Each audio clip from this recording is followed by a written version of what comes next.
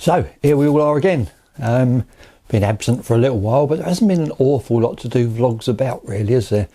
With, I say no fishing, but what we got, a little bit of day fishing. I haven't actually been out for a few weeks myself. The weather's been atrocious, as we all know, tipping down with rain or freezing cold. But I am going to be getting back into it very, very soon. But obviously we're here, we're talking about particles. So I thought I'd put together a little vlog, if you like, of probably, I would say, one of my most successful ever particle attacks, like particle campaigns on the water, which happened to me over at St Ives on the shallow lagoon. How long ago would that be? I don't know. A few years back anyway. Now, I'd been on St Ives for a year before we get to where we're going to get to. I'd done quite well on there, to be honest. It's an amazing lake. It is obviously fairly shallow. It's not particularly, stupidly shallow, but there's the deeper areas. But in general, it's shallow. It's very, very weedy. And there was one fish in there, a fish called Colin, huge great mirror carp, which was my main target. Now, that first year, I'd really got to grips with the water. I came, I say close to catching him. You can never say that, can you? But I was there and thereabouts on the couple of captures that he had. 50 pounder we're talking about here. And yeah, I really enjoyed my time moving around the lake, learning about the lake. And sort of come summertime, when the weeds started to get up, rather than the fish being down the shallows where they seem to live quite a lot of the time, when the weed got up, they moved up to the other end. And there was one particular swim on the far bank called the End of Island swim. And it was sort of all on its own there. I've got a bit of footage here I can show you. You can see from that, beyond the barbecue, that you've got that island out to the right. You've got quite a lot of water that you command there. And the weed really, really gets up in this area. And the fish, like I say, in the summer, the fish love it down here. Now, I'd started to get to grips with this swim on the first year. Just general boilie fishing and, pop-ups in the weed and what have you. And had a few fish, and the better fish were getting down there. And I was quite convinced that Colin was going to get caught from this area. And I was putting as much time in as I could, but I was publicising my results as I went. Everything was shared on there. The swim was getting very popular, and I was finding it harder and harder to get my little slot in there, which was Mondays and Tuesdays and sometimes Wednesday night if I could get away with it. And it was sort of getting squeezed in from both ends, so I was queuing for it in the end. And eventually a guy went in there and did a week session. So when I turned up, I couldn't get in there at all. And on that week, he caught Colin, and I sort of knew it was going to come from there. Which was a bit of a blow, but that's, busy little lake. That's just how it is, isn't it? So anyway, moving forward, throughout the next spring, I put everything into effect that I'd learned the first year, if you like. And God, I came close to that fish. Within, I was sat next to a guy. I'd got in the swim I was convinced it was coming from, and there was one other swim on the shallows next door, and his right hand rod and my left hand rod were so close, and he caught Colin, and I thought, I had it right, just not that last little final detail. And that happened a couple of times throughout the sort of early mid-spring, late spring, I suppose, early summer. But anyway, I knew that in my mind, I thought I knew that once the weed got up, that End of Island swim would again be like the top area. Now, the weed that year was particularly bad, like really, really bad. Or good, depending on how you want to look at it. I like fishing in weed. But it put a lot of the other anglers off. And by about, I suppose it was about June time, the lake was nearly empty. I was seeing fish on a regular basis. Particularly in the mornings, they were fizzing up in the weed. They were definitely on naturals, eating natural food almost exclusively. It was very, very hard at this stage to get a bite. But you'd sit there first light and you'd see, a fish, bubbles chugging along, little chuffer train, and then a big fizz come up, and then there, and then out there, and then there. It was very random. They were obviously just moving around in the weed, finding a little bit of natural bosh, having that, moving off, and all split up. Nothing particular was going on. Now, it was about this time I'd got a social trip booked over on Raisbury One with myself, Paul Forward and Scott Maslin. And we'd gone over there just for a couple of days, like guests, for the crack, really, you know. And we did have the crack. We had a right laugh. We had the sounds going and barbecues and what have you. But exactly the same was happening over there. We struggled. I don't think we had a bite between the three of us in the 2 days, but we saw a lot of fish, and we saw a lot of fizzing first thing in the morning in the weed, moving and moving and moving. And we got to having this big conversation anyway, about, you know, the ways that we'd overcome this in the past. And all came to the same conclusion, that, you know, that the times we'd done more successfully when you get these naturally feeding fish was to offer them something of greater benefit in a larger quantity in the same spot, like over and over. In other words, pre-baiting and heavily baiting an area with something that would compete with the natural food, like particles, and while the fish were chugging about looking, you know, grazing, if you like, they'd come across this and it would always be there. You know, you'd keep the bait going in, and eventually their defences would come down and they'd think, this is an easier meal. You know, this is more appealing. It's there. We haven't got to search around and rip through the weed and whatever. And that sort of approach can work. Now, I've done it in the past with boilies. I've done it on sonning with a huge, great baiting campaign there, which worked really well. Again, you know, in weed, offering the fish something of greater benefit to them. But this particular year, anyway, my second year on the shallow, I decided that I was going to go in with a particle attack, the likes of which I've probably never done before or since. So I've got a load of particles. I mean, we're talking loads, fermenting bins full of particles. Took a couple up there and had a couple spare in the van for pre-baiting when I left, and that was my plan, was to fish over a load of bait in this end of island swim, which was choked with weed by now. I managed to find a couple of small clear areas just about presentable, you know, they're so tiny that you've got to overcast, you know, over the weed, whip back until you get to exactly the right spot, and then drop it straight down, because there's no swinging, because it is just weed up to the top and these little holes. So that's what I set out to do. Now, on my first trip, bear in mind I hadn't had a bite for a few weeks at this stage. I think I had 2 fish doing this, so I knew that the potential was there for this to work. I knew the 2 spots, one off of each spot. I knew the spots were right, and I was just convinced I could make this, I could accelerate this and make this happen even more with even more bait. So before I left, I dragged these 2 barrowed these 2 big fermenting bins of particles around there.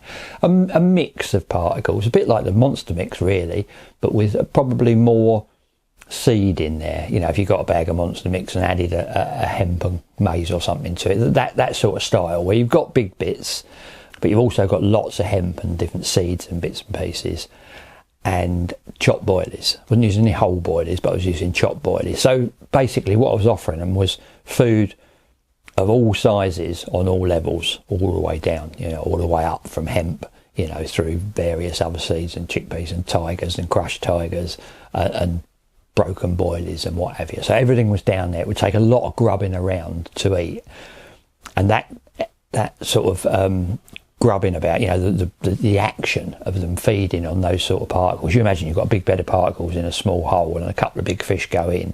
One goes down, maybe flanks on it. They all blow into the weed on the sides. The odd spot that you've missed is all bits in the weed. They get in there, and those little holes become big holes very, very quickly. Even by my second trip there, you know, I'd left them with a load of bait. Back about 4 days later, and by the second trip, I could tell that things had changed. You know, I'd cast back out there and clipped up, lifted it up, gone to drop it in the hole. As it's gone down, first time, crack on the bottom, and I got a little pull. So, you know, the hole's gone from yay big to yay big. I thought, this is working, you know, this is happening. Now, in the daytimes, it was hot at this time. The fish were just up and about and cruising, and you could sit and watch them quite often down in there's a little tiny out of bounds area. And in the day, they'd get in there, and, you know, in and around the snags and what have you. They were safe down there. They loved it down there. I got loads of footage from up a tree of them just all cruising about on the, you know, just being happy and being safe, really. But come the night time, they'd move out of that out of bounds area, out into the main lake. Now, the main bite time was sort of around sun up, you know, first light, just after what used to happen at first light, you'd see the fizzing start, and then the fizzing after a couple of weeks of doing this would concentrate into my swim where the fish were moving about feeding, and then, you know, if carp think like that, thinking, oh, we're going to visit the larder, and then all the fizzing would be in my swim, and then I'd start to get line bites, boop, boop, boop, boop, boop, boop, and I think, oh, here we go. You know, I'd set up the video camera, get everything ready, and know that if I was getting bites, I knew exactly when those bites were coming. Now, at this time, I was also doing, for work, I worked for TF Gear at the time, I was doing video diaries most weeks, or if not every week, every 2 weeks. But the main part of my plan this year was not to tell anybody what I was catching, because I knew what had happened the year before. There was hardly anybody left fishing the lake. It was dead quiet. You know, I was getting there on a Monday, there wouldn't be a soul there, whereas before I was queuing to get in this swim. There's no one there, I just trot straight round. I wanted to keep it that way. So I had a word with them at work and said, like, can I sort of defer? I still film everything, but I don't want to use it yet. So they kindly said, yeah, that's fine. If you think you're onto something, then, you know, don't let that get in the way of your actual fishing. So I've still filmed everything, but just stored it at home. That second week, it sort of kicked off a bit. I had, I think I had 4 or 5 fish, well, 2 the first week, 4 or 5 the second week. I'd seen some big fish lumping out in the morning, and everything was, it just looked absolutely spot on. All I had to do was keep it stum, because I knew if I could create this area and keep this area turning over with the particles and the fish coming in and the holes getting bigger, all them big ones would get in there. It's not a big lake. I can't remember exactly the acreage. I want to say 14 acres, but I might be wrong. But it's not a big lake. And the other fish would know what was going on. I had a couple of half-decent fish, sort of mid-30s in them first 2 weeks. There he is. It's cool, isn't he? Hey, we're liking him. We're loving him. It's grey, scaly, beautiful looking thing. Weeks, but there was an A team of fish in there. There was obviously Colin. There was another one which, funny enough, is named after me, because I'd stocked it years and years before, you know, donkeys ago, when I was fishing the lake next door, and they'd asked me to put, if I get any little ones, to put them in there, and I'd put this one in there that was called Laney's, which is the second biggest one. It was the second biggest one. So there was a big old mirror I used to see in the Outer Bounds. I used to call it, what did I used to call it? Plate head or something, because it had like a big grey circle on the top of its head that looked like a plate. And that was a good fish, and that was a really rare one. That one hardly ever came out. And various other really nice fish in the lake. It was, you know, it's a great stock of fish. And I knew that they'd get in there and they'd be getting on this bait as long as I could keep it all to myself, keep baiting it up, put plenty in when I left, and just keep the areas turning over and over. Now, at this time, the lake was, like I say, it was in full bloom with the weed, and it was extremely rich. The caddis, I've got this video footage of the husks and that. I don't know how clearly you can see those, but all of that stuck around the eyes and the rod blanks.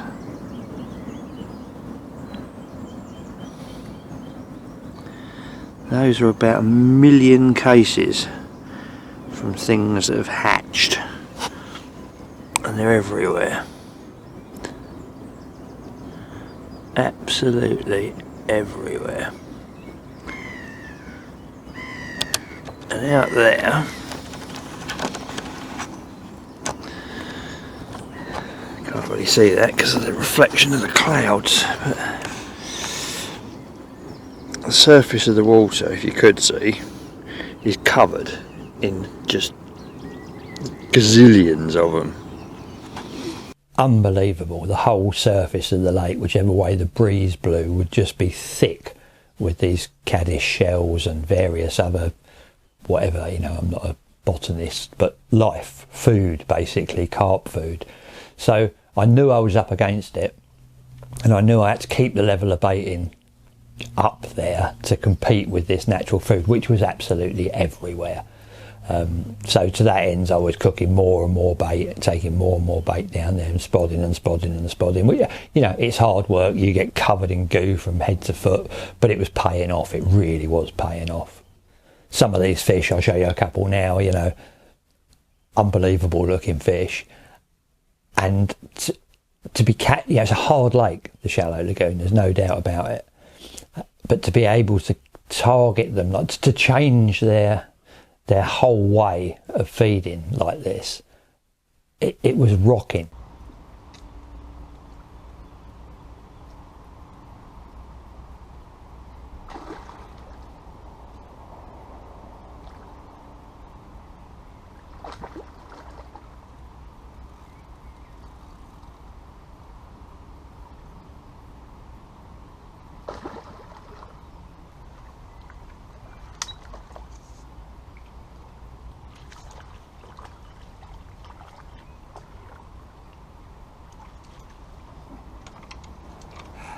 Big one at last.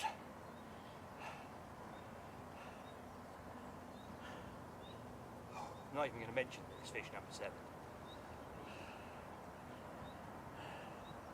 Oh, I am. Fish number 7. What a session. What a fish. It got to a stage where, like I said, it was fizzing. And if I got a couple of line bites, I knew I was getting bites. I was absolutely, you know, there wasn't any ifs or buts about it. I was getting bites. By the 3rd week, I was actually filming takes. It was, you know, you could look at your, well, not that I wear a watch, but if I did, you could look at your watch and time it. You know, you just think, you know, you've got an hour after first light of them getting on it, and then the bites would start. And you'd have not a big period of an hour and a half maybe. By 10:30, 11 in the morning, that was definitely it. And then I'd do my baiting up for the following day. But in that morning period, I'd set up the camera on the rods. I'd clear the weed off the rods, because where they was ripping up the bottom, there was a lot of weed coming up, and it would drift in and get all tangled in my lines. But that, you know, that was a good sign for me. I knew the more of this stuff that was floating up was probably coming from my spots, which were growing at an incredible rate and lots by now. They were very easy to hit.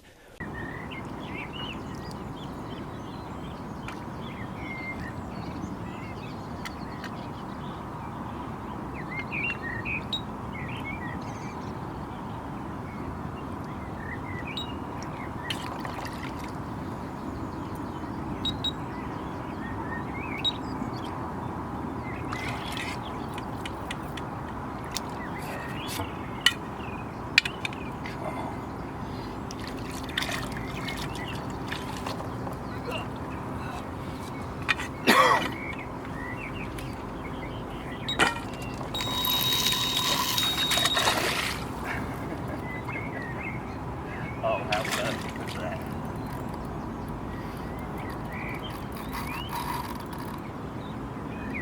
Goodness scripted it.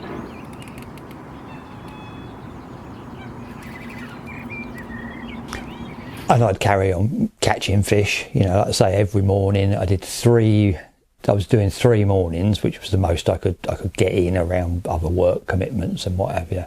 And I'd catch every single morning. And I think by the end of that 3rd trip, I'd had something like, I don't know, maybe a dozen fish or something off of these spots, which was bloody good going for there.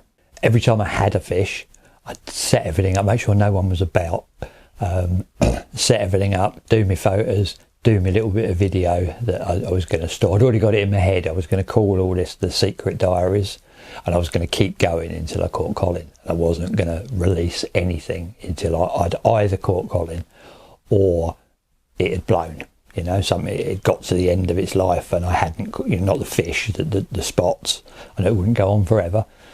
But I decided I wasn't going to use any of this footage until the end, until I was happy I'd done all I could do in this swim, and I was going to call them the secret diaries. And I'd got a couple of them already edited down, and like I say, the 3rd week it kicked off as well, and I was catching fish to order, basically beautiful fish. You know, I mean, look at some of them, they're gorgeous, and rare ones as well. And I think the last fish I had on that third trip was actually the platehead mirror. He's probably got a name from whenever, but it's very strange that on the top of his peak. I don't know if you can see that. We love him. Oh, I love it when a plan comes together. Hello, mate. And when I got him, I thought, it's definitely happening now. I mean, he didn't come out very often. And I'd seen, like, in the morning, they were topping, but they weren't topping all over the place anymore like they had been originally. They were just topping on right in the holes.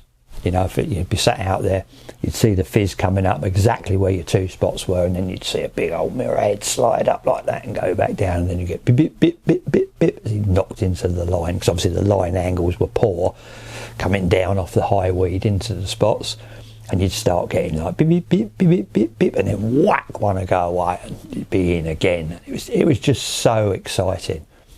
And throughout the day, you know, I was just sort of sitting about, winding up the dog, where's the squirrel and what have you. Padwell loved squirrels. I got this footage of me. This is what I did all day, basically, just to keep myself amused. I can hear a squirrel. I can hear a squirrel. Where is he? He's over there.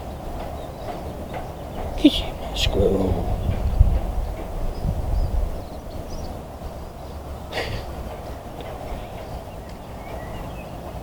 Oh, it never grows old, does it?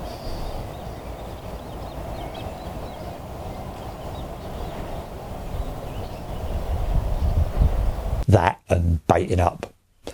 And every morning it was just happening. They were great times, they really were. The only one person I was telling, there was a guy up there, he was actually a bailiff in that area. And he had, I think it was 3 Belgian Shepherds, I mean 4, definitely 3. Lovely fella, and he used to walk round every day, and he'd walk round around bite time, so he'd come across me with fish a few times, and I'd said to him I was keeping it all still, and he said, yeah, I won't tell anyone, and fair play, he didn't tell a soul. So at least I had someone to share it with, because I was getting messages on a regular basis from other members, the friends up there, you know, how's it going, anything coming out, seen anything, and I was having to lie. Because, you know, I'd learned from the first year that sharing too much sometimes, it would have come back and bitten me. If I'd have said, yeah, I've had this, I've had that. The next week I'd have turned up, someone would have been in there. Not spitefully or whatever, but someone, you can't resist, can you? It's a small lake. It was the going swim. It was the fish were now obviously there every day munching. There was no advantage whatsoever for me to say anything, so I said nothing, and I did feel a bit guilty about it, not too much, but I did, you know, because I'd shared, you know, we'd got a two-way thing. I'd shared information with these people before, and they had with me. But now I thought, no, I'm just going to knuckle down and do my own thing. If no one's willing to come up here and tackle the weed, then I'm just going to plod on. I've got something going, and eventually I'm going to catch that collie. I bloody know I am. It did seem that I just couldn't put too much bait in there. You know, you get big fish like that and they really want it, and they can smash through a load of particles, they really can. That 4th session, in the first 2 bite times, so the first 2 mornings, I hooked 8 fish and landed 7 of them. Now, that's incredible for there. But the one I lost on the 2nd morning was a big fish. Now, I'd seen on my right hand spot a fish topping, a huge mirror, and it was very peachy coloured, this fish, and Colin was peachy coloured. I was convinced it was Colin. It just looked to see this big dish come up like that, couldn't get very far out of the water, a big waddle and then back down. So I sort of knew he was in the area, and I hooked this fish on the 2nd morning and played it and got it right close, not close enough to see it, but close enough to see it rolling without being able to identify the fish, if you like, and hear that noise, that woof, as they suck the water back down off them big old flanks. And it was a heavy, heavy fish. And that was the only fish I lost in that 4-week period, and the hook just came out for no particular reason, wasn't under any extra pressure, probably just was nicked or whatever. And I was gutted, because in my mind I'm thinking that was Colin. You know, I landed everything else and now I've hooked and lost the one I wanted. Whether it was or not, I'll never know. If it was, then it certainly didn't put him off, because on my last morning at first light, I finally got the bite I was waiting for. I was up there, I was ready, I was by the rods every day. I knew, like I say, exactly when it was going to happen. And I was sat out there behind the rods. Everything started as it should, loads of fizzing, loads of line bites, and then one of the rods just absolutely melted off. And when I hit it, although I'd been catching big fish, it was different. Right from the off, it was different. You know, they'd been just about making it into the weed bed behind, and I'd been holding on to them and sort of rolling them over and then bullying them through the weed and getting a bit of a fight out of them in the margins. This thing just slammed through the back weed bed and kept going. The rod was going over, and it just had some proper power, and it buried itself in the weed. And I'd only had a couple of these fish that had locked up, and this one was proper locked up. And I was giving it loads, proper giving it the teddy, like, you know, bouncing the tip of the rod to try and tear the roots of the weed. And I could see it was working, because these big sheets of bubbles were coming up as the whole weed bed was uprooting. Sure enough, bit more pressure, and I felt the whole lot start coming towards me, dead weight. And I'm just pulling and pulling. It's obviously completely encased in the weed bed, this fish, like big long Canadian pondweed.